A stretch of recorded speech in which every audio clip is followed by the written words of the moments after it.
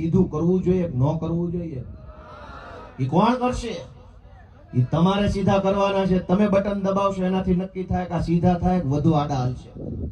દોસ્તો, એક તરફી માહોલ છે. બોટાદની અંદર કડદા પ્રથાની વિરુદ્ધમાં રાજુભાઈ કરપડાએ અવાજ ઉઠાવ્યો. એમાં શું ખોટું કર્યું?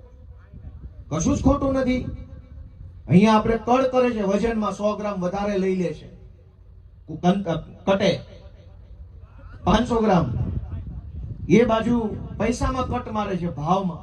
રાજુભાઈએ વિરોધ પ્રદર્શન કર્યું અને કીધું કે ભાઈ આ બંધ કરો, આ ખોટું છે. આ ખેડૂતોને કઈ ઉપરથી નથી પડતું. પાક મહેનત કરે, પરસેવો પાડે, લોહી રેડે.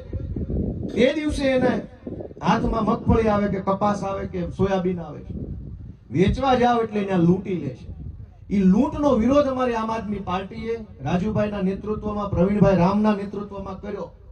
તો એ કડદો કરનારા ઉપર એફઆઈઆર નથી થઈ. કડદાનો વિરોધ કરનારા લોકો આજે જેલમાં છે નવા વર્ષના દિવસે. દોસ્તો, અમે બધું જાણીએ છીએ. એ બોટાદના હોય કે જુનાગઢના હોય કે વિસાવદરના હોય, લોઢાના મેડલ આપ્યા વગર જવા નથી દેવાના. એકની મારો સંકલ્પ છે દોસ્તો.